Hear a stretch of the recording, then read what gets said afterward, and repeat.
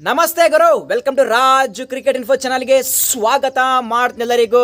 ಈ ವರ್ಷ RCBಯಲ್ಲಿ ಫಾಫ್ ಡೂಪ್ಲೆಸ್ ಅವರು ಓಪನಿಂಗ್ ಮಾಡಿದ್ರೆ ಬೆಸ್ಟಾ ಅಥವಾ ವಿಲ್ ಜಾಕ್ಸ್ ಅವರು ಓಪನಿಂಗ್ ಮಾಡಿದ್ರೆ ಬೆಸ್ಟ್ ಅಂತೇಳಿ ಡಿಸ್ಕಸ್ ಮಾಡೋಣ. ಮತ್ತು IPL 2024 ಸ್ಟಾರ್ಟ್ ಆಗೋಕ್ಕಿಂತ ಮುಂಚೆನೆ ಮೆಗಾ ಆಕ್ಷನ್ ಬಗ್ಗೆ ಒಂದು ಇನ್ಸೈಡ್ ನ್ಯೂಸ್ ಬರ್ತಾ ಇದೆ ಗುರು.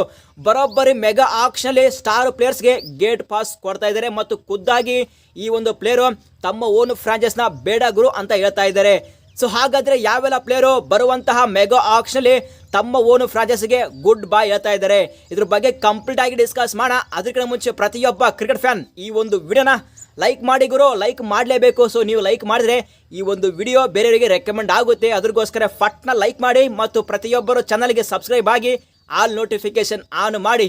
ಸೊ ಫಸ್ಟ್ ಪ್ಲೇಯರ್ ಬರ್ತಾರೆ ಮುಂಬೈ ಇಂಡಿಯನ್ಸ್ ಕಡೆಯಿಂದ ರೋಹಿತ್ ಶರ್ಮಾ ಅವರು. ರೀಸೆಂಟ್ ಆಗಿ ರೋಹಿತ್ ಶರ್ಮಾ ಅವರಿಗೆ ಕ್ಯಾಪ್ಟನ್ಸಿನ ಬಿಟ್ಟು ಕೇಸಿ ಹಾರ್ದಿಕ್ ಪಾಂಡ್ಯರಿಗೆ ಕ್ಯಾಪ್ಟನ್ ಹಾಕಿಸಿ ಅನೌನ್ಸ್ಮೆಂಟ್ ಮಾಡಿದ್ದಾರೆ. ಇಲ್ಲಿ ಮುಂಬೈ ಇಂಡಿಯನ್ಸ್ ಮ್ಯಾನೇಜ್ಮೆಂಟ್ ಹೇಳ್ತಾ ಇದ್ದಾರೆ, ನಾವು ಫ್ಯೂಚರ್ ಬಗ್ಗೆ ಯೋಚನೆ ಮಾಡಿ ಹಾರ್ದಿಕ್ ಪಾಂಡ್ಯರಿಗೆ ಕ್ಯಾಪ್ಟನ್ಸಿ ಕೊಟ್ಟಿದ್ದೀವಿ ಅಂತ ಹೇಳ್ತಾ ಇದ್ದಾರೆ. ಸೊ ಅದು ಏನೇ ಇರಲಿ, ನನ್ನ ವಿನ ಪ್ರಕಾರ ರೋಹಿತ್ ಶರ್ಮಾ ಅವರು 10 ಸೀಸನಲ್ಲಿ 5 ಟ್ರೋಫಿನ ವಿನ್ ಮಾಡಿಸಿದರೆ. ಪ್ರಾಬಲಿ ಇನ್ನೆರಡು ಸೀಸನ್ ಕಂಟಿನ್ಯೂ ಮಾಡಬೇಕಾಗಿತ್ತು, ಬಟ್ ಮಾಡಿಲ್ಲ. ಅದು ಏನೇ ಇರಲಿ, ನನ್ನ ವಿನ ಪ್ರಕಾರ ರೋಹಿತ್ ಶರ್ಮಾ ಅವರು ಇದ್ರ ಬಗ್ಗೆ ಒಂದು ಕ್ಲಾರಿಟಿ ಕೊಟ್ಟಿಲ್ಲ, ಯಾಕೆ ಅಂತೇಳಿ. ಸೊ ಮೇ ಬಿ ಇಲ್ಲಿ ಮುಂಬೈ ಇಂಡಿಯನ್ಸ್ ಮ್ಯಾನೇಜ್ಮೆಂಟ್ ಅವರು ಏನಾದರೂ ರಿಸ್ಟ್ರಿಕ್ಷನ್ ಕೊಟ್ಟಾರ ಅಥವಾ ಇಲ್ಲ ಅಂತೇಳಿ ಅದು ಬರುವಂತಹ IPL 2024 ಸ್ಟಾರ್ಟ್ ಆದಮೇಲೆ ಅದು ಗೊತ್ತಾಗುತ್ತೆ ಗುರು. ಅಲ್ಲಿವರೆಗೂ ವೇಟ್ ಮಾಡಮ್ಮ. ಡೆಫಿನೆಟ್ ಆಗಿ ರೋಹಿತ್ ಶರ್ಮಾ ಅವರಿಗೆ ಲಾಸ್ಟ್ ಸೀಸನ್ ಆಗುತ್ತೆ ಗುರು. ನೆಕ್ಸ್ಟ್ ವರ್ಷ 2025 ಮೆಗಾ ಆಕ್ಷನ್ ಇದೆ, ಅಲ್ಲಿ ಮಾತ್ರ ಮುಂಬೈ ಇಂಡಿಯನ್ಸ್ ಮ್ಯಾನೇಜ್ಮೆಂಟ್ ರಿಲೀಸ್ ಮಾಡೇ ಮಾಡ್ತಾರೆ. ಇಲ್ಲಾಂದ್ರೆ ಖುದ್ದಾಗಿ ರೋಹಿತ್ ಶರ್ಮಾ ಅವರು ರಿಲೀಸ್ ಮಾಡಿ ಗುರು ಅಂತ ಹೇಳಿದ್ರೆ ಹೇಳಬಹುದು. ಬಟ್ ಶೋರ್ ಶಾಟ್ ಆಗಿ ರೋಹಿತ್ ಶರ್ಮಾ ಅವರು 2025 ಮುಂಬೈ ಇಂಡಿಯನ್ಸ್ ಪರ ಮಾತ್ರ ಆಡುವುದಿಲ್ಲ, ಇದು ಮಾತ್ರ ಶೋರ್ ಶಾಟ್ ಗುರು. ರೋಹಿತ್ ಶರ್ಮಾ ಮುಂಬೈ ಇಂಡಿಯನ್ಸ್ ನ ಬಿಟ್ರೆ ಡೆಫಿನೆಟ್ ಆಗಿ IPL 2025 ರೋಹಿತ್ ಶರ್ಮಾ ಅವರು KKR ಟೀಮ್ಗೆ ಹೋಗಬಹುದು ಗುರು. ಯಾಕೆಂದ್ರೆ ಆಫ್ಟರ್ ಮುಂಬೈ ಇಂಡಿಯನ್ಸ್ ಆದ್ಮೇಲೆ ರೋಹಿತ್ ಶರ್ಮಾ ಅವರಿಗೆ ಫೇವರೇಟ್ ಟೀಮು ಅದು KKR ಟೀಮು. ಅದ್ರಗೋಸ್ಕರನೇ ಅಲ್ಲಿ ಇಡನ್ ಗಾರ್ಡನ್ ಅವರ ಫೇವರೇಟ್ ಗ್ರೌಂಡು. ಸೊ ಆ ಒಂದು ವ್ಯೂನ ಪ್ರಕಾರ ರೋಹಿತ್ ಶರ್ಮಾ ಅವರು 2025 KKR ಟೀಮ್ಗೆ ಹೋದ್ರೆ ಹೋಗಬಹುದು. ಇನ್ನು ಬೇರೆ ಬೇರೆ ಫ್ರಾಂಚೈಸಿ ಟಾರ್ಗೆಟ್ ಮಾಡ್ತಾರೆ, ಬಟ್ ಜಾಸ್ತಿ ಇರೋದು KKR ಟೀಮ್ಗೆ ಹೋಗಬಹುದು ಗುರು. ಸೊ ನೆಕ್ಸ್ಟ್ ಪ್ಲೇಯರ್ ಬರ್ತಾರೆ ಇಲ್ಲಿ ಸೂರ್ಯ ಕುಮಾರ್ ಯಾದವ್ ಅವರು. ಸೊ ಇವರು ಸಹ ಅನ್ಹ್ಯಾಪಿ ಆಗಿದ್ದಾರೆ ಹಾರ್ದಿಕ್ ಪಾಂಡ್ಯರಿಗೆ ಕ್ಯಾಪ್ಟನ್ಸಿ ಕೊಟ್ಟಿದ್ರಿಂದ. So maybe Rohit Sharma ಅವರು ಯಾವ ಟೀಮ್ಗೆ ಆಡ್ತಾರೆ ಆ ಒಂದು ಟೀಮ್ಗೆ ಸೂರ್ಯ ಕುಮಾರ್ ಯಾದವ್ ಸಹ ಹೋಗಬಹುದು. ಸೊ ಅದೇ ರೀತಿಯಾಗಿ ರೋಹಿತ್ ಶರ್ಮಾ ಇವರನ್ನ ಕರ್ಕೊಂಡು ಹೋದ್ರೆ ಹೋಗಬಹುದು ಗುರು. ಸೊ ನೆಕ್ಸ್ಟ್ ಪ್ಲೇಯರ್ ಬರ್ತಾರೆ ಇಲ್ಲಿ ಕೃಣಾಲ್ ಪಾಂಡ್ಯ ಅವರು. ಸೊ ಸದ್ಯ ಅವರು LSG ಪರ ಆಡ್ತಾ ಇದ್ದಾರೆ. ಡೆಫಿನೆಟ್ ಆಗಿ 2025 ಮೆಗಾ ಆಕ್ಷನ್ ಅಲ್ಲಿ ಶೋರ್ ಶಾಟ್ ಆಗಿಸಿ ಕೃಣಾಲ್ ಪಾಂಡ್ಯ ಅವರು ಹಾರ್ದಿಕ್ ಪಾಂಡ್ಯರ ಟೀಮ್ಗೆ ಹೋಗ್ತಾರೆ ಗುರು.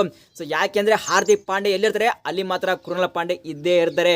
ಸೊ ಡೆಫಿನೆಟ್ ಆಗಿ 2025 ಮೆಗಾ ಆಕ್ಷನ್ ಅಲ್ಲಿ ಮುಂಬೈ ಇಂಡಿಯನ್ಸ್ ಪರ ಕೃಣಾಲ್ ಪಾಂಡ್ಯ ಆಡ್ತಾರೆ. ಇಫ್ ಸಪೋಸ್ ಬಂದ್ರೆ ಶೋರ್ ಶಾಟ್ ಆಗಿಸಿ 5 ವರ್ಷ ಮುಂಬೈ ಇಂಡಿಯನ್ಸ್ ಅಲ್ಲಿ ಅವರು ಆಡ್ತಾರೆ ಕೃಣಾಲ್ ಪಾಂಡ್ಯ ಅವರು. ಯಾಕೆಂದ್ರೆ ಸ್ವಂತ ತಮ್ಮನೇ ಕ್ಯಾಪ್ಟನ್ಸಿ ಮಾಡ್ತಾ ಇದ್ದಾರೆ ಮುಂಬೈ ಇಂಡಿಯನ್ಸ್ಗೆ, ಮತ್ತ್ಯಾಕೆ ಭಯ ಕೃಣಾಲ್ ಪಾಂಡ್ಯಗೆ, ಹೌದಲ್ವಾ?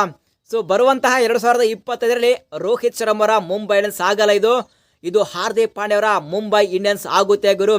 ಸೊ ಯಾಕೆಂದ್ರೆ ಸಾಕಷ್ಟು ಪ್ಲೇಯರ್ ಹೊರಗೆ ಹೋಗ್ತಾರೆ ಮತ್ತು ಸಾಕಷ್ಟು ಹೊಸ ಪ್ಲೇಯರ್ ಒಳಗೆ ಬರ್ತಾರೆ, ಇದು ಮಾತ್ರ ಗ್ಯಾರಂಟಿ.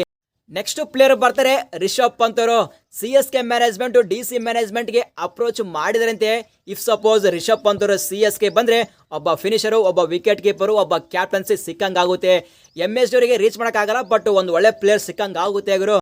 ನೆಕ್ಸ್ಟ್ ಪ್ಲೇಯರ್ ಬರ್ತಾರೆ RCB ಕಡೆಯಿಂದ ಕ್ಯಾಪ್ಟನ್ ಫಾಫ್ ಡೂಪ್ಲೆಸ್ ಅವರ ಬಗ್ಗೆ ಮಾತಾಡಲೇಬೇಕು.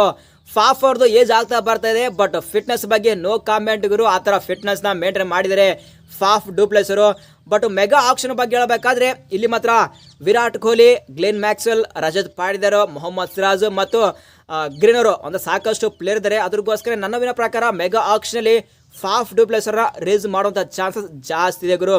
ಇಫ್ ಸಪೋಸ್ ಫಾಫ್ ಡೂಪ್ಲೆಸ್ ಅವರ ರಿಲೀಸ್ ಮಾಡಿದ್ರೆ ಇಲ್ಲಿ ಮಾತ್ರ ಈ ಒಂದು ಸೀಸನ್ ಅಂದರೆ IPL 2024 ಇಲ್ಲಿ ಮಾತ್ರ ವಿಲ್ ಜಾಕ್ಸ್ ಅವರಿಗೆ ಒಂದು ಚಾನ್ಸ್ ಕೊಡಲೇಬೇಕು. ಯಾಕೆಂದರೆ SA20 legally mind blowing performance ಕೊಡ್ತಾ ಇದ್ದಾರೆ, ಬೆಂಕಿ 6 ಹೊಡಿತಾ ಇದ್ದಾರೆ. ಅದ್ರಗೋಸ್ಕರನೇ ಇಲ್ಲಿ RCB ಮ್ಯಾನೇಜ್ಮೆಂಟ್ ಏನಾದರೂ ವಿಲ್ ಜಾಕ್ಸ್ ಅವರಿಗೆ ಒಂದು ಚಾನ್ಸ್ ಕೊಡ್ತಾರೆ, ಇಲ್ಲಂದ್ರೆ ವೇಟ್ ಮಾಡೋಣ. ಇಲ್ಲಿ ಕ್ಯಾಪ್ಟನ್ ಫಾಫ್ ಡೂಪ್ಲೆಸ್ ಅವರು ಓಪನಿಂಗ್ ಮಾಡ್ತಾರೆ.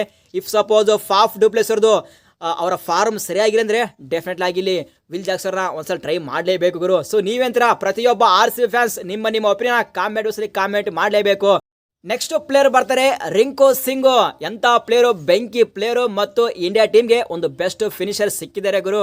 ಬರುವಂತಹ IPL 2025 ಮೆಗಾ ಆಕ್ಷನ್ ಅಲ್ಲಿ ಡೆಫಿನೆಟ್ಲಿ ಆಗಿ ರಿಂಕು ಸಿಂಗ್ ಅವರಿಗೆ KKR ಮ್ಯಾನೇಜ್ಮೆಂಟ್ ಒಂದು 8 ರಿಂದ 12 ಕೋಟಿ ಕೊಟ್ಟಿಗೆ ರಿಟರ್ನ್ ಮಾಡ್ಕೋತಾರೆ. ಇಫ್ ಸಪೋಸ್ ರಿಂಕು ಸಿಂಗ್ ಅವರ ಸ್ಯಾಟಿಸ್ಫ್ಯಾಕ್ಷನ್ ಇಲ್ಲದ್ರಪ್ಪ ಅಂದರೆ ಅವ್ರನ್ನ ರಿಲೀಸ್ ಮಾಡ್ತಾರೆ. ಬಟ್ ನನ್ನ ಪ್ರಕಾರ ಡೆಫಿನೆಟ್ ಆಗಿ ರಿಂಕು ಸಿಂಗ್ ಅವರಿಗೆ 12 ಕೋಟಿ ಕೊಟ್ಕೇಸಿ KKR ಮ್ಯಾನೇಜ್ಮೆಂಟ್ ಇವ್ರನ್ನ ರಿಟರ್ನ್ ಮಾಡ್ಕೋತಾರೆ ಗುರು. ಸೊ ನಿಮ್ಮ ಪ್ರಕಾರ ರಿಂಕು ಸಿಂಗ್ ಅವರು ಬರುವಂತಹ ಮೆಗಾ ಆಕ್ಷನಲ್ಲಿ ಎಷ್ಟು ಕೋಟಿಗೆ ಹೋಗಬಹುದಂತೇಳಿ ಪ್ರತಿಯೊಬ್ಬರು ಕಾಮೆಂಟ್ ಬಾಕ್ಸಲ್ಲಿ ಕಾಮೆಂಟ್. ಸೊ ಈ ಒಂದು ವಿಡಿಯೋ ಇಷ್ಟಾದ್ರೆ ಜಸ್ಟ್ ಲೈಕ್ ಮಾಡಿ ಗುರು ಸಾಕು. ಸಿಗೋಣ ಮುಂದಿನ ವಿಡಿಯೋದಲ್ಲಿ. Thank you.